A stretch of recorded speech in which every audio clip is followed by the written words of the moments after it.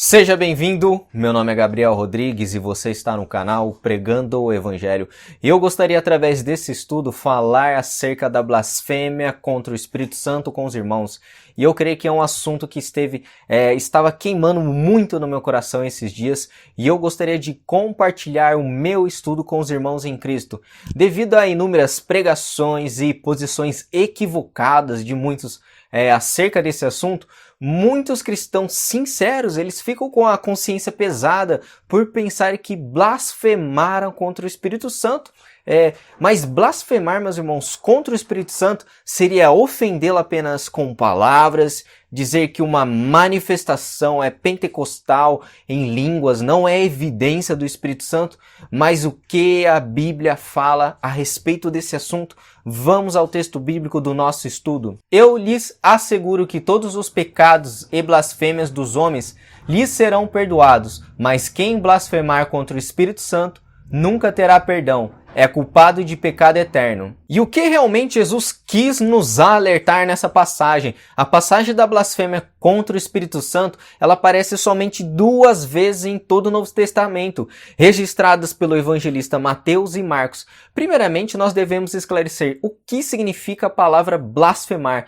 A palavra na língua grega, ela traz um significado de falar mal, falar contra, uma difamação e também um xingamento. E como a língua grega ela é muito complexa, os comentaristas dizem que Jesus usou essa palavra blasfêmia no seu sentido mais geral, ou seja, foi um pecado específico cometido contra o próprio Espírito Santo.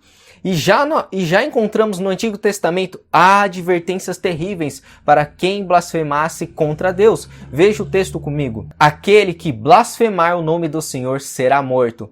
Toda a congregação o apedrejará, tanto estrangeiro como natural. Blasfemando o nome do Senhor será morto. Levítico no capítulo 24, do versículo 16.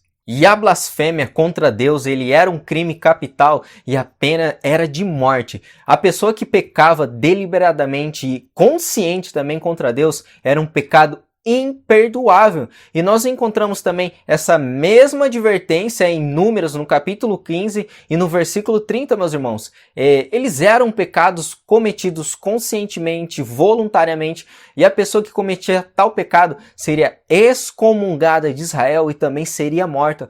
Por isso o pecado de blasfêmia, ele não tem perdão. Não foi, por exemplo, uma nova doutrina que Jesus estava propondo, mas Cristo trouxe a explicação desses textos do Antigo Testamento e aplicou aquela atitude de blasfêmia dos fariseus.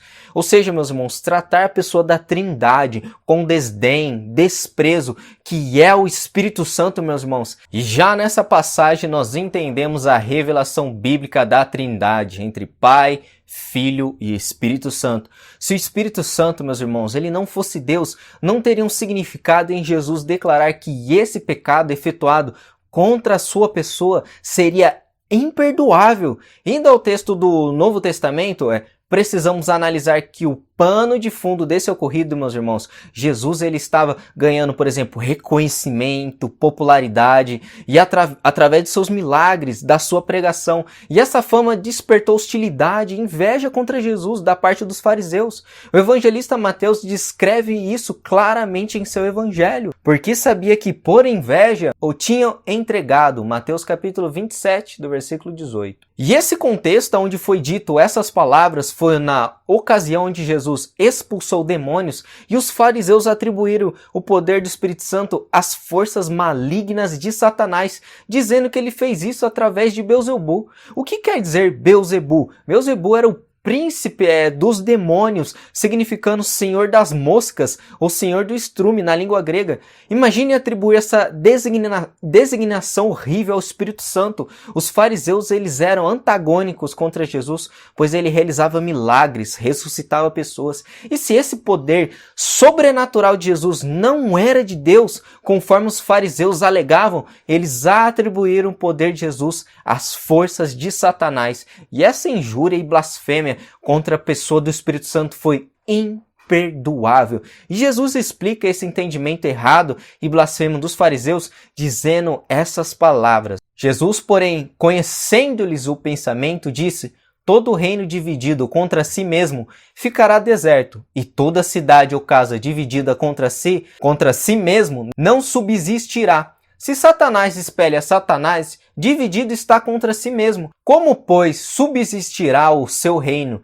E se eu expulso demônios por Beelzebu, por quem os expulsam vossos filhos? Mateus capítulo 12, do versículo 25 ao 27. E não fazia sentido a linguagem dos fariseus, é totalmente absurda a análise deles. É uma análise imperdoável também, meus irmãos. Porque se Jesus ele expulsa demônios pelo poder de Satanás, então Satanás ele está com quem afinal? Com quem ele está lutando? Que contradição eles entraram? Se Satanás ele expulsa os seus demônios por ele mesmo, qual a estratégia ou que incoerência é essa que o diabo ele está fazendo, lutando contra ele mesmo? Satanás, meus irmãos, não luta contra ele mesmo. Essa é uma alegação tola, blasfema e ridícula que os fariseus fizeram contra Cristo. Isso só pode ser descrito como inveja, e essa inveja cegou eles ao ponto de eles imputarem essas coisas que estavam dentro do próprio coração dos fariseus. E eu não pretendo explicar essa passagem se referindo como é uma expulsão demoníaca,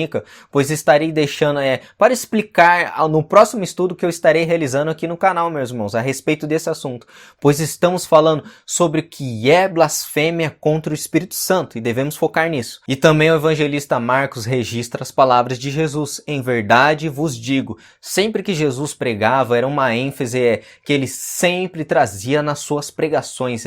É uma advertência solene, uma exortação que nós devemos prestar muita atenção. A linguagem usada por Jesus, todo tipo de pecado e blasfêmia seria perdoado. Claramente ele coloca blasfêmia à parte de todos os outros pecados. E isso significa, meus irmãos, que qualquer blasfêmia é pior que os outros pecados. Isso se deve ao fato de ser um pecado cometido diretamente contra Deus, sem nenhum motivo a não ser desonrá-lo. Por isso nós encontramos na Escritura que não há distinção de pecados no sentido de condenação, mas existem pecados piores que são cometidos. A blasfêmia e a injúria são piores que outros pecados, inclusive quando são cometidos diretamente contra o Espírito Santo de Deus. É imperdoável. E no texto nós não encontramos dúvidas nas palavras dos fariseus, mas sim plena convicção em rejeitar Jesus e atribuir a sua obra ao demônio. Podemos simplificar e dizer que uma pessoa que teve um encontro com Deus, experimentou as coisas celestiais, conheceu a verdade do Evangelho e atribui agora as obras de Jesus aos demônios. E essa pessoa ela abandona a luz depois de conhecê-la. Essa pessoa blasfemou contra o Espírito Santo. Na teologia nós chamamos isso de apostasia, um estado que não tem mais volta. E o Espírito Santo já havia aberto os olhos dessas pessoas para elas enxergar a verdade, havia convencido seus corações da culpa, mas mesmo assim eles persistiram na fria descrença. Foi isso que fez dessa blasfêmia, em particular, contra o Espírito Santo de Deus. E apesar disso, os fariseus eles continuaram a exigir sinais mais extraordinários de Jesus. Logo depois que Jesus os advertiu acerca do perigo desse pecado imperdoável, eles falaram: Jesus, nos dá outro sinal, sugerindo ver algo de proporções cósmicas maiores, um sinal do céu. Nas palavras de Lucas, no capítulo 11, por exemplo, versículo 16, não importa o que Jesus fizesse ou falava, os seus corações estavam endurecidos. Então nós entendemos através desses textos o que significa blasfêmia com o Espírito Santo e o que não significa blasfemar contra o Espírito Santo. Eu gostaria de destacar 3 pontos importantes sobre o que não é cometer o pecado contra o Espírito Santo. Primeiro, meus irmãos, não cometemos esse pecado por ignorância. Segundo, não cometemos esse pecado por acidente. E terceiro, não cometemos esse pecado ao negar Cristo. E é importante nós ressaltarmos isso, pois em muitos círculos da igreja contemporânea, carismática, eles destacam esses principais pontos para descrever como uma pessoa cometeu esse pecado imperdoável, ou seja, eles blasfemaram. Compare rapidamente o pecado dos fariseus, quando o apóstolo Pedro, por exemplo, ele andou com Jesus, viu milagres assim como os fariseus viram, meus irmãos.